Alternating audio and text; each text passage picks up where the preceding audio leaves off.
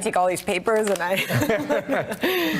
promise they won't give us a garbage can in this new studio because they don't want to mess things up. I mean, 3 hours. First show done. All right. Thanks for joining us. I mean, do you feel like you've been going 125 miles an hour? I do. That's a good feeling, though. See you tomorrow, guys. See you tomorrow. Outnumbered starts now. Fox News alert, the countdown is on. President Trump set to meet face-to-face with North Korean dictator Kim Jong-un just hours from now. The two leaders arriving in Singapore yesterday ahead of the historic event.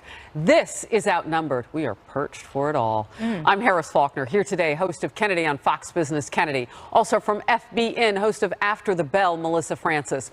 Former Director of Strategic Communications for Hillary Clinton, Adrian Elrod. What will the Democrats say now? And joining us on the couch for the very first time, former Deputy Assistant Secretary of the U.S. Army and Chairman of American Defense International, Van Hipp, is outnumbered. Although with that military experience, that's not even true. I am outnumbered, and I'm going to tell you why. But I'm particularly glad to find out that y'all selected me instead of Dennis Rodman to be with you today. Oh, the decision was simple. He's in Singapore. We want to talk about foreign policy. Good. Not even here. Really. That was great to have you. Great to be with you. Yeah, I can't wait to get your perspective on all that's happening. I mean, having led the Army, having had so much experience with the defense, this is diplomacy now. It is, and it's very historic. And, you know, I'm reminded of what I saw Franklin Graham said today, and the Pope said, praying for success and asking for people to pray for success in Singapore. And I'm one who believes that politics stops at the water's edge. I don't care if you're a Republican or Democrat, liberal or conservative. You need to be, if you care about the peace and safety and security of this country and our people, you want to see this president succeed, and you want to at least see this summit conclude with us embarking on a real pathway to denuclearization. Van Hipp, speaking plainly, you even got Adrian Elrod to nod. Like she was in church. Absolutely nodding my head. Absolutely. I mean, preach it. All I feel right. like I'm back in the South. This is my new friend. We're comparing those Southern accents. Hey. Exactly. Only hours to go until the highly anticipated summit between President Trump and North Korean leader Kim Jong-un.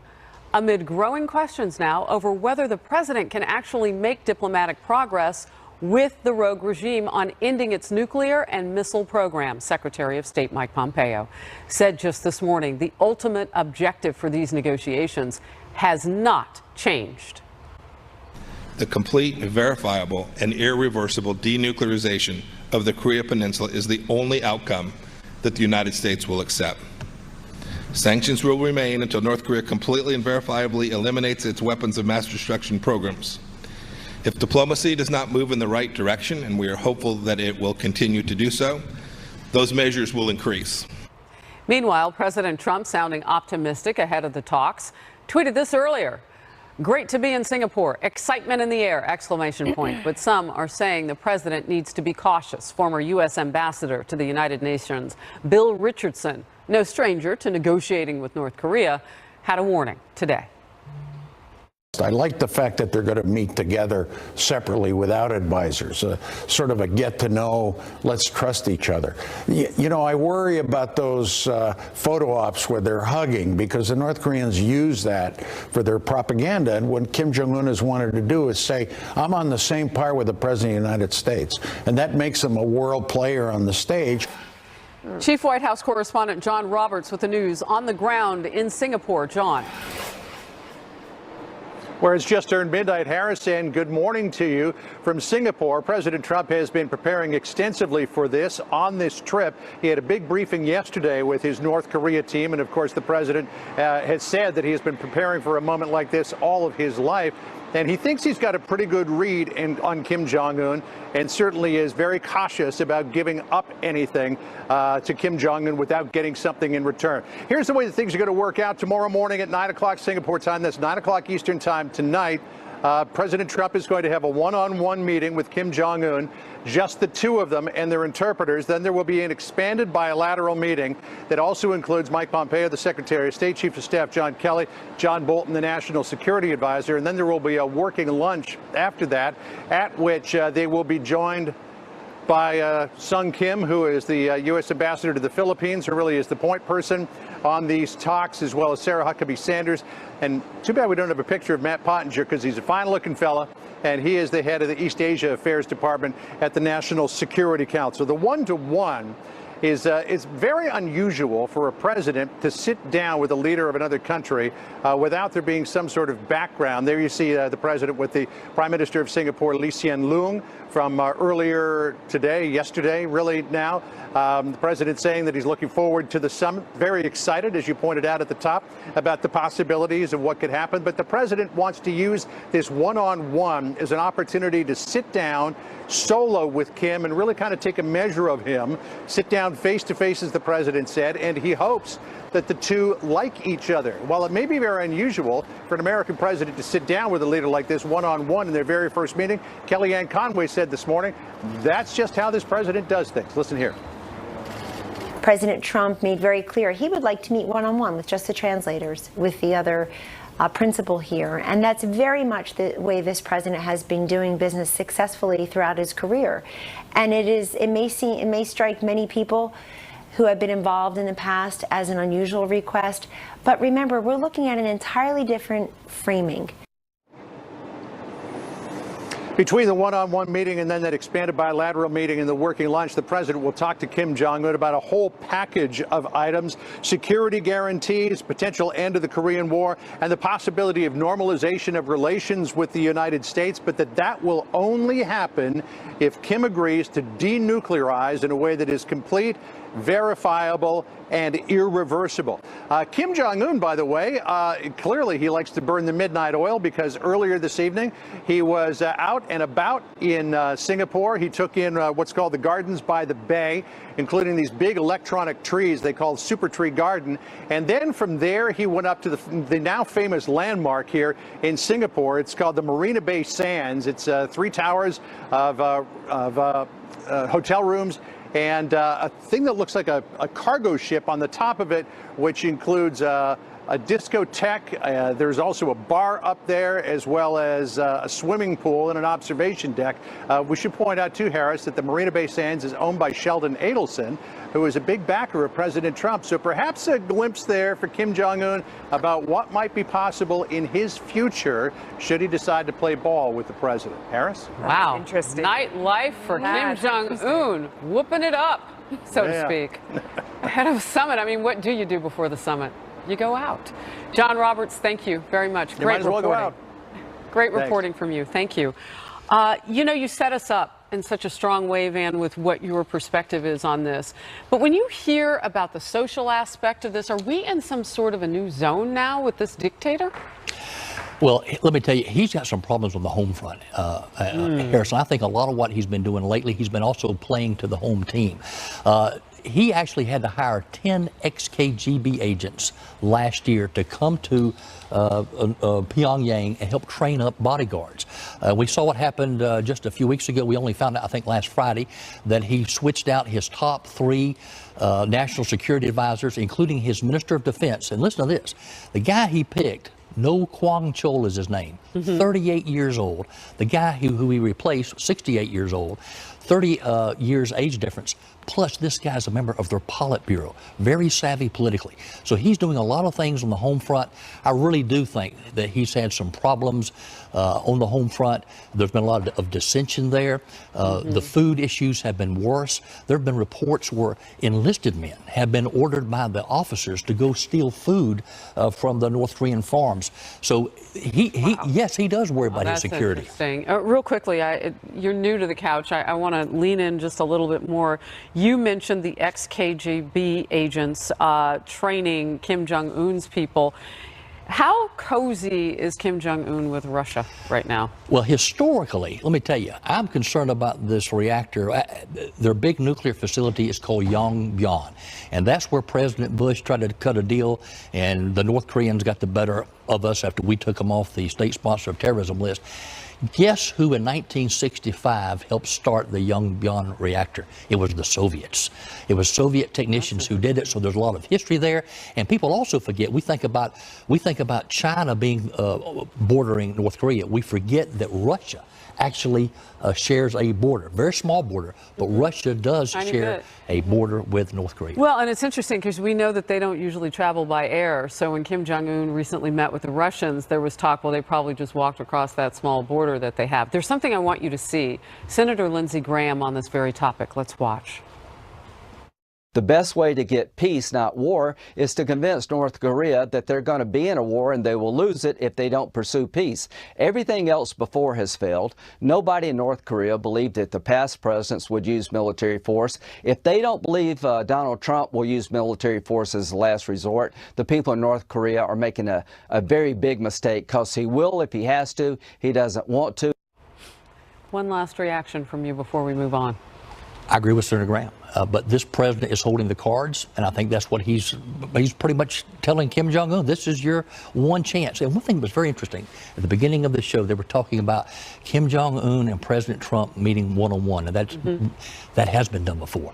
That's right out of the Ronald Reagan playbook. The year before Reykjavik, Reagan met with Gorbachev in Geneva, and the foreign policy elites in Washington, D.C. were horrified. Reagan wanted to meet one-on-one with Gorbachev, just the interpreters, and he established that relationship, and he sized up Gorbachev. President Trump is pulling a play right out of Ronald Reagan's playbook. Interesting. Melissa? I would say, General Jack Keane had a little bit of a response to what Lindsey Graham said earlier today, and he said that he knows for a fact that there is a new set of even tougher sanctions aimed at North Korea and China that are sitting on the desk of the president right now that can go into effect at any moment if what happens at this summit isn't what he wants. So maybe war is just a little bit further off than just now or later. I would also say that General Jack Keane said that the diplomatic blitz that we have seen ahead of this is different from what we've seen from North Korea before. That if you're watching it and you're comparing it to all other times, there is something different going on from their side that makes you think that there is a change of mind within this country, that they need to come out and do something different, and it could be real this time. Newspapers today in Pyongyang, for the first time, are painting a hopeful picture about that there could be a future working with the United States. The World Food Program, I talked to Governor David Beasley, who heads up the United Nations World Food Program. He went in to North Korea just a few weeks ago. I talked to him when he came out. He was stunned. He said he saw more transparency than he had ever seen before. They let him go into the countryside. Of course, they had people following him. I guess my question would be, what do you have to compare it to? Yeah. Right? I mean, I don't know how much I trust it. I want to know what Democrats are saying right now, because this could be very successful. And what do you do with that success? With a counter message? You applaud it. I mean, if Donald Trump is successful here, I agree with you completely. It doesn't matter if you're a Democrat or Republican. Are you going to call Nancy Pelosi and tell her to applaud it? What does I'm being real right now. I mean, every single Democrat, every single American should want this to succeed. I think we also have every reason as Democrats, Republicans, whomever, to look at this with a little bit of trepidation, given the fact that there's been a slightly rocky road to getting here, given the fact that Kim Jong-un has never met with a United States president before. So we have several unprecedented situations going into this, but of course we want success. This is good for the United States. This is good for the world. Do you think your leadership will come out, though, and really call this what it is? I hope and a lot of Democrats, and they should, absolutely. What does success look like for Democrats, though? Well, I think success for all of us is, number one, denuclearizing, right? That's plain and simple. Might not get it in a first sit down. May not get it in the first sit down. Why not get it in the first 5 years? But starting the process and having that dialogue is very, very important. Frankly, any Democrat who is critical of that or does not, or is critical of sets a certain level of standards should not be doing that, because of course this is a process. But again, I think we also have a lot of reason to view this with skepticism and with a little bit of trepidation. Well, and also, you talk about people being able to go into the countryside for the first time, but they're not going into labor camps. And we really don't have a full picture. We do know that many members of the military are essentially starving. And, we've heard about people who have escaped from North Korea, what they've had to do, eating dirt and digging for roots. And, many of them dying in the process of trying to escape the country. And we always have to be mindful of them. You also pointed out, I think rightly so, Russia and China, and how their relationships with North Korea are, really complicating a process that the United States, and to the president's credit, is trying to make very straightforward. Russia and China were also involved in Vietnam. I mean, Vietnam was essentially a proxy war in that respect. They were funding the Vietnam War, and we have to be mindful of not getting into something like that ever again. Very interesting where, point. It starts out with good intentions, and then decades later, we're still feeling the repercussions. Well, and I'm wondering, just real quickly, do you think that the president's in a position to maybe advocate for some of those people over in prison camps? I mean, we saw the Japanese leader last week say, hey, can you help me out with the people who've been kidnapped who are Japanese? I mean, they're looking to President Trump to do what he did for those 3 Americans. I think he can. I mean, I think what the president can do at the beginning is say, Kim Jong-un, we want you to come into the civilized world. And that means, hey, give your people access to the internet, that free flow of information. They don't have that right now.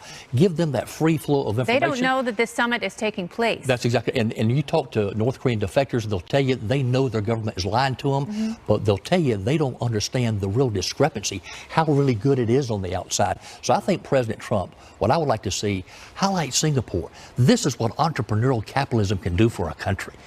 I mean, look at Singapore. You can be Singapore in the future. Well, they're out right now, and it's after midnight. And reports from John Roberts that they're seeing what the nightlife is. In the town. Is Kim Jong-un hit the disco floor? Did you just bust a move? Don't tell me this. I think we're outnumbered. That was great. Okay, growing speculation now that former FBI Director James Comey could find himself in some hot water following the release of the DOJ internal watchdog report on the Bureau's handling of the Hillary Clinton email case. Could we actually see charges, criminal charges in this? We'll talk about it. And tensions remain high between the U.S. and our allies on trade. The White House slamming Canadian Prime Minister Justin Trudeau's comments on the issue after President Trump left the annual G7 summit. Is the criticism warranted? Boy, it's a hot topic. You stay where you are. There's a special place in hell for any foreign leader that engages in bad faith diplomacy with President Donald J. High following the annual G7 summit as President Trump threatens to cut off all trade with our allies and refuses to endorse the communique with the group of world leaders. Things got heated when Canadian Prime Minister Justin Trudeau said this after President Trump left the summit early. It would be with regret, but it would be with absolute certainty and firmness that we move forward with retaliatory measures on July 1st, applying equivalent tariffs to the ones that the Americans have unjustly applied to us. I have made it very clear to the President that it is not something we relish doing, but it is something that we absolutely will do, because Canadians, we're polite, we're reasonable, but we also will not be pushed around. President Trump tweeting from Singapore, quote, "Fair trade is now to be called fool trade if it is not reciprocal." According to a Canada release, they make almost $100 billion in trade with U.S. Guess they were bragging and got caught. Minimum is $17 billion. Tax dairy from us at 270%. Then Justin acts hurt when we call it out. Top White House officials. Voice. I know, I do enjoy that. That's my favorite thing to do. Top White House officials also slamming Trudeau following his remarks. Watch. There's a special place in hell for any foreign leader that engages in bad faith diplomacy with President Donald J. Trump and then tries to stab him in the back on the way out the door. And that's what bad faith Justin Trudeau did with that stunt press conference. Here's the thing. I mean, he really kind of stabbed us in the back. POTUS is going to Korea, now Singapore, to negotiate with the North Koreans. This is an historic event. POTUS is not going to let a Canadian prime minister push him, POTUS, around President Trump on the eve of this. He is not going to permit any show of weakness. So take that. But President of the European Council, Donald Tusk, tweeting, quote, "There is a special place in heaven for Justin Trudeau. Canada, thank you for the perfect organization of G7. And former National Security Advisor under President Obama, Susan Rice, had this to say. The G7 partners are our closest allies in the world. And for the President of the United States to walk into that session and to essentially blow it up and disrespect our allies is very worrisome and very destructive. And it leaves the United States isolated in the world and our allies wondering if they can count on us and we on them. So, Kennedy, I had to go back and fact check some of these people as they're throwing all these numbers out there. And Kellyanne Conway was on earlier talking about the cheese and the dairy and all that kind of stuff. That is true that under our current system, there's a quota. And above that, Canada does impose a tariff of 245% on cheese, 298% on butter. I don't think those dairy farmers in Vermont, they're right there ready to trade with Canada. I don't think they like that very much. And Justin Trudeau is talking about reciprocal. this is what he's doing to us right now as we speak. What do you think? I think all of this is a huge distraction. I think, this is the problem when you talk about, I think there's an obsession with trade deficits within this administration. But this is a tariff. No, I agree with you on the deficit. That's phony. I understand that, but these tariffs are going to lead to a trade war. And that's what it's going to become, is a tit for tat. There should be free trade. That's fine if it's reciprocal. Canada is the largest, their biggest market is the United States for their exports. We buy a lot of stuff. That's why there are trade deficits, because we can afford to buy a lot more stuff than other parts of the world. The president was going to go into the summit in one of two ways. He was going to either be very heavy-handed, and some would take that as impulsivity, or he was going to be extraordinarily charming. I think that this was maybe a bad event for him to attend, given what the stakes are today in Singapore, and I think he should have been focusing everything there. And I think the G7 summit for him was a distraction. I also don't think anyone's going to be talking about it tomorrow. Well, so I agree with you. I think that the trade deficit thing is nonsense, because we get the benefit of that. But the idea that they protect certain industries like crazy to the detriment of those industries here in the U.S., I mean, he's saying, we are the best customer in the world. You should be treating our sellers better. If the end result is everybody's tariff come down, and everyone makes money. Yeah, so what does the reciprocity look like? Are we going to put a 298 tariff on them on some other good? I mean, that's your question. And I mean, I don't even think it has to be that much to hurt them. It doesn't even have to be reciprocal.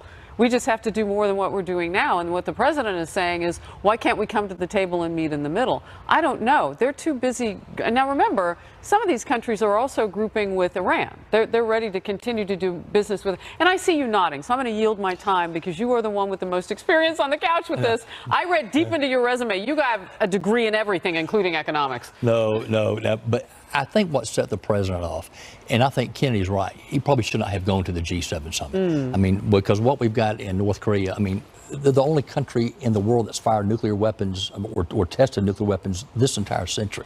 Would it have mattered if we didn't go? Because France was talking stuff. Their French president said we could be G6 if we wanted. Sure, somebody would have made something of it. But I think that this president, I mean, we agreed to the communique. I think what set President Trump off, he agreed to the communique. He gets up in there. Right. Then Justin Trudeau pulls this stuff. Let me tell you something. If I'm in a firefight, I don't want Justin Trudeau in my foxhole. Right. You can't count on that guy. He's not watching your six.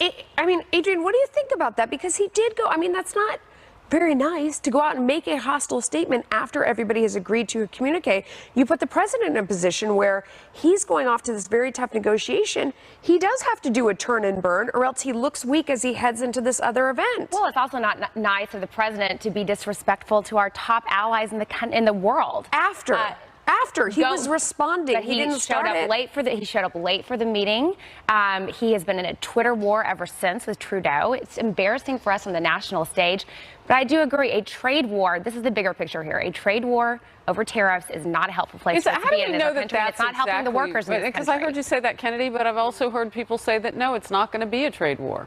I think that if you look at the market today and you see how calm it is, you know it's not a trade war. Because the market is what tells the truth about every situation, because that's people's money on the line, and they're going to look through it and see what's really there. And the fact, Kennedy, I mean, you could speak to this, the fact that we haven't seen a response as a result of what happened at the G7 tells you that everybody knows that this is bluster and it's a longer negotiation. And that's the critical word here. It's bluster, and the markets know that, and they know that ultimately there is so much on the table for Canada that although it may feel good, and this really is just a feel-good gesture, it's a political one, it's a domestic one for Trudeau. He wants to seem like Mr. Handsome Tough Stuff who's standing up to the U.S. president. But again, in the end, it's a distraction. And they need to get back to numbers and data and economics and making money for everyone, and stop with the cult of personality nonsense. Do you think the president will steal that nickname? Mr. Handsome Tough Stuff. Look for a tweet. It's very long as a hashtag. You can just it's too overdue. He won't like it. Anyway.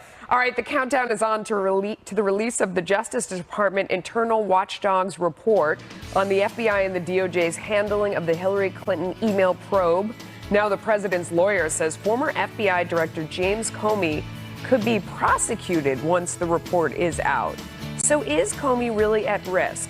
And what would his prosecution mean ahead of the midterms? We are awaiting the release of the highly anticipated report from the Justice Department's internal watchdog on the FBI's handling of the Hillary Clinton email probe. That report is set to come out Thursday. Just a few days later, the DOJ's Inspector General is expected to testify before a Senate panel about the report. Now, meanwhile, President Trump's lawyer, Rudy Giuliani, is saying former FBI Director James Comey could be prosecuted for his handling of the Clinton probe. Here's Giuliani on a radio show yesterday. First thing we're going to get is a report from Inspector General Horowitz on Comey's handling of Hillary, which I think is going to be very, very critical, as it should be. Comey really has a chance of being prosecuted as a result of it, but we'll see. Van Hip, I go to you. Do you think Comey could be prosecuted based on what we know from the release of this draft? Well, first of all, I'm glad that Rudy is focused on this instead of North Korea. Right. Yes. Very true. Yeah, it's. I think the real fireworks. I mean, he's. When this IG report comes out in a couple of days, Kennedy, I think the real fireworks will not be then. It's going to be when Horowitz testifies to both the Senate and the House Judiciary Committee. I can't wait to see Senator Lindsey Graham ask him questions, particularly about the emails. I'm sorry, the text messages of the rogue FBI agents always wanting to know, always talking about Andy. Andy, who's Andy? I want to see Lindsey Graham ask questions of Horowitz. I think that's when the real fireworks are going to. Yeah, it should be interesting because Horowitz is one of the few sort of objective people we've seen throughout this entire process. You know, James Comey was essentially auditioning during his committee appearances. Respected on both sides. Respected on both sides. So I think this is a big deal. And despised on both sides, James Comey. You know, here's someone who arguably tanked your candidate when you were working for Hillary Clinton. Do you hope that he sees justice for the way he handled the investigation? Absolutely, and I hope that the IG report discloses a lot of the behind-the-scenes machinations that transpired. I mean, look, there's a lot of IG reports that go around in Washington, right? We see these all the time. This is, of course, one that's a little bit more anticipated than your average standard IG report. I think it's going to uncover a lot, and it's hard to really speculate without actually seeing it, but I think we're going to learn a lot from this. Well, and we do have to be careful about that, too, because the only thing that we really know is what's leaked. Yeah. And anybody who's leaking information generally has, some sort of agenda behind it. So, I can't wait to see the facts. So my question for you is, do you think we're going to see that explosive nature in a hearing? I mean, usually they say, well, I'll tell you the good stuff, but only when the public's not watching. I'm talking to you, Van. Well, there will be some classified parts of this hearing, but I think we're going to see some fireworks, and I think they're going to focus. Okay, this is the final IG report. What did you put in here before that was taken out? All right, that's what does justice look like here? What does accountability look like? I think given that we know a little bit more than we did last week. I think what would matter, and maybe what Rudy Giuliani is hinting at, is will there be a criminal referral in the IG report, as there was with Andrew McCabe that came out of the FBI. This is the DOJ, so I don't know. I mean, how angry are they about Hillary Clinton's campaign being thwarted by Comey? I mean, that might answer that question. I have a feeling there won't be a criminal referral just because of what you said about the leaks, and the leaks are that he was insubordinate. So that's not a criminal act. That's embarrassing or whatever else, but it's not a criminal act. So I don't know. Well, I think one of the things that I would actually personally like to see is some sort of repercussion for a lot of the opinions that James Comey outwardly gave during the investigation. We'll never forget, of course, the July press conference where he stood up for 15 minutes and admonished Hillary Clinton, gave his own personal opinion time and time again, and then said, oh, never mind, we're not going to file charges, which we were relieved about. But of course, the 15 minutes of opinions did not help anything. Yeah, that it wasn't didn't help your campaign. No. So what's worse, Andrew McCabe leaking and lying about it to investigators, or James Comey going rogue and expressing his opinions? I think they're both pretty bad, and I think anytime you have an FBI director that goes out there and expresses his own opinions, and who is, deviating from the actual rule of law and expressing his or her own opinions, is not a good, helpful thing for justice or democracy. Totally agree. All right, I'm looking at my phone because somebody has arrived, and we're going to be seeing. Well, not in the studio. Oh, look at that. That's Dennis Rodman. I was wondering whether we're going to pop this brand new video into Fox News up on the screen right now. So who all is going to Singapore. And we know from John Roberts reporting that Kim Jong-un and some of his delegation have been hitting the nightlife. Yeah, they're out at a club. 12 hours ahead of us right now. And with Dennis Rodman showing up in the middle of the night, I don't know, does he show up at the club with a bottle of bub? Like, I don't know. But Singapore, moments ago, Dennis Rodman. So why does he fit into the picture here at all outside of being a celebrity? Consider this fact. He has a relationship with both of the leaders who are meeting at this all-important summit. We know that he has traveled to what they call the Hermit Kingdom and gone behind its kind of secretive wall, if you will, in North Korea and hung out with Kim Jong-un. And then we also know from the campaign there were pictures of him at Trump Tower. So, I mean, this is a man who actually knows both the dictator and the president of the United States on the eve of such an incredible moment in history. He's there just after 12:30 in the morning. They're 12 hours ahead of us East Coast time, and who knows where he will be next. But we are following the news as Dennis Rodman has arrived, you might say on the sidelines, but I don't know. Sometimes he's been led into a lot of places, so we'll watch for it. Stay close. The CNC is moving ahead with a rule change that some say appears to be aimed at keeping outsider candidates like Bernie Sanders from trying to clinch the Democratic presidential nomination in 2020. The independent senator from Vermont fought a tough primary race for the 2016 nomination against Hillary Clinton. Some say it cost her votes in the general election. Now this rule change, which the full DNC will vote on in August, requires all Democratic presidential candidates to be members of the Democrat Party. One of Sanders' 2016 campaign advisors tells Yahoo News, quote, "I don't have any worries that Bernie Sanders could meet the criteria, but it always puzzles me that there are some Democrats who want to do this, to make the party more narrow, more exclusive. I'm just for the life of me, don't see any motivation for this beyond personal spite." Whew. Adrian, I'm going to come to you first. I'm more than happy to start with what this do you one. think? What do you think? Well, first of all, a couple things here. This proposed rule does not explicitly state that you have to be registered as a Democrat because, number one, there are a lot of states where you don't have to register for any party, right? So, like, that would essentially negate the rule. But secondly, I will say this. I do think that if you are running to seek the nomination to represent the Democratic Party on the presidential ticket, you should be a registered Democrat. What this rule says is you can, if you become the nominee, you can essentially sign a form or sign a pledge that says, I pledge to govern as a Democrat.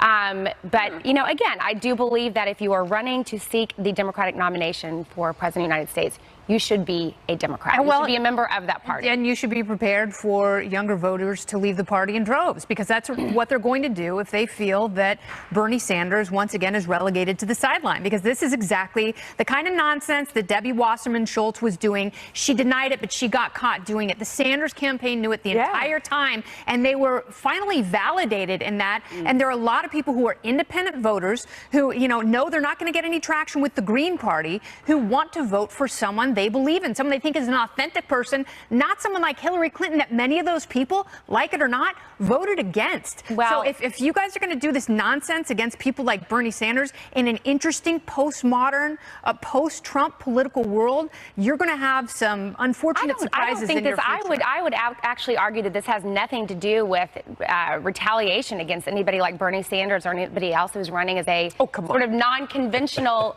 non-conventional outsider then type who of is it candidate. targeting if not Bernie Sanders, again, who won 22 states? But if you are running to represent the Democratic Party, I do believe that you should be a Democrat. Plain and simple. Maybe they're not running to represent the Democratic Party. Let me ask you, I want to bring in Van. Doesn't it make it, isn't it more honest? Wasn't it more honest to say, you know what, you be a Democrat or don't come campaign over here? Maybe the Democrats figured out that Winston Churchill was right when he said there are only two places where socialism will ever work: in heaven where it is not needed, and in hell where it's already in practice. Maybe that's what's going on here. But look, I understand Democrats want and Republicans want Republicans running in Republican primaries and Democrats running in Republican primaries. But if you look at Bernie Sanders, when he was in the House and the Senate, he always aligned with the Democrats when it came to leadership votes. So he's a Democrat. They want nothing to do with him in 2020. No, absolutely not. He was too successful against the establishment. Right. I yield all my time back to you because Republicans must be just sitting back going, great, do all the work. in terms of bifurcating your party. Well, it just goes to show, and I would love to hear what you have to say about this, that there's still very much a civil war within both parties. You still have a lot of anti-Trump people in the Republican Party and limited government people who are frustrated. And in the Democratic Party, you know, although you try and force those loud independent voices to the sidelines, they're not going away. Look, I think the Democratic Party is united like never before in the resistance against President Trump. You got to have more than that. Only. All right. Hollywood's dislike for the president is nothing new, but rooting for an economic collapse to get rid of him? The remarks from Bill Maher that have outraged a lot of people, and what it says about today's elites. We'll debate coming up. I feel like the bottom has to fall out at some point. And by the way, I'm hoping for it, because I think one way you get rid of Trump is a crashing economy. But first, let's see what Harris has sizzling coming up on Outnumbered Overtime in just a few minutes. Harris. Well, we got a lot of news that's coming together as we count down to the president's historic sit-down with North Korean dictator Kim Jong-un. Congressmen from both sides of the political aisle will join me, both whom have been to the region recently. So what will mark success? How do we measure it? And will the summit legitimize Kim, as critics are saying? And is the best way to get peace to convince Kim Jong-un he would lose a war? Retired Brigadier General Anthony Tata joins me on the military option versus North Korea. That and more atop of the hour. See you then, Melissa. All right, we look forward to it. All right, we've got a gem for you now. HBO's Bill Maher willing to go to just about any lengths to rid the U.S. of President Trump, including economic collapse. Watch. I feel like the bottom has to fall out at some point. And by the way, I'm hoping for it, because I think one way you get rid of Trump is a crashing economy. Yeah. So please bring on the recession. Yeah. Sorry if that hurts people, but it's either root for a recession or you lose your democracy. No, that's not true. The reaction to Maher's comments, pretty fierce. Sarah tweets, "Hey, Bill Maher, my family lost everything in the last recession. Rooting for a collapse that wouldn't impact you and your rich friends isn't funny." And this from veteran political advisor and co-host of Showtime's The Circus, Mark McKinnon. Hollywood, here's your problem. De Niro says bleep Trump. B says Ivanka is a bleep. Maher hopes for a recession to get rid of Trump. That's all you got? Do you have any clue as to how this plays right into Trump's playbook? Keep it up, and you'll help ensure 4 more years. Yep. So, Adrian, this is very interesting, because what he's saying is only an economic collapse will get Trump out of office. It's the same way as saying economic success keeps him in the presidency. Yeah, look, I mean, I think we were just talking about this during the break. Bill Maher obviously is trying to provoke. This is what he does. He's quasi-comedian, quasi news guy, whatnot. But I do agree completely with Mark McKinnon's tweet that you just showed on the screen, which is this plays right into Trump's hand. Whenever Hollywood celebrities say things that are this critical, it plays right into Trump's playbook. It's not helpful. Of course, nobody wants a recession. And if you are a struggling family out there going through, hard economic times, when you see comments like this, it just turns you off. And also, Melissa, people die during recessions. Well, I mean, it's a very good point. It's not funny at all that a recession doesn't hurt Bill Maher at all. His salary is locked in a contract with the show. People are viewing his show. I mean, it has no impact on him. So it shows how out of touch he is, that it would serve his political good. He goes, I know some people are hurt in a recession or whatever. No, I mean, people are crushed. Yeah. And it shows how out of touch the Hollywood liberal elite are very clearly. Van? This kind of rhetoric just pushes average, hardworking American people to President Trump. And it's, I mean, pulling for a recession and saying that, well, I'm sorry if someone is out of work. I mean, this is the kind of stuff that, again, just pushes. And the hypocrisy hardworking people that you care about poor people and you care about the downtrodden and you're on the left because you have compassion. But the hypocrisy of that next to, and I'm hoping for a recession, which you don't realize would totally crush all the people that you say you're for. You know, you talk about Democrats being united in resistance, and again, that's not enough. You have to have an economic message. It has to be positive. It has to be hopeful. And there are a lot of people who listen to this and say, that's how rich liberals must feel. They must hate the president so much that they're hoping for my demise, and they don't care what happens happens to me. And you're talking about families that still haven't recovered 10 years later. Well, look, absolutely. And first of all, Democrats do have an economic message and a strategy. It's just hard to break through right now because we have no control of any chamber of Congress and certainly don't have control of the White House. But again, this just pushes, to your point, I think you just really said it succinctly. If you're an average, hardworking American out there trying to make ends meet every single day, and then you hear somebody with a large platform say on television, I want to see a recession so we can get rid of the president. There's a lot of reasons why I don't want President Trump to be elected for a second term. That's no question. No secret there. But I don't think that this kind of rhetoric helps our cause at all. And the majority of the American people want America to succeed. Of course. They want their president to succeed. I didn't vote for President Obama, but I wanted him to succeed. When we killed Osama bin Laden, I was happy. The American people want to see America win. Yeah, no, Bill Maher's living in a bubble. Miscalculation. He obviously doesn't know any downtrodden people. He needs to go party with some real folks. We got more Outnumbered.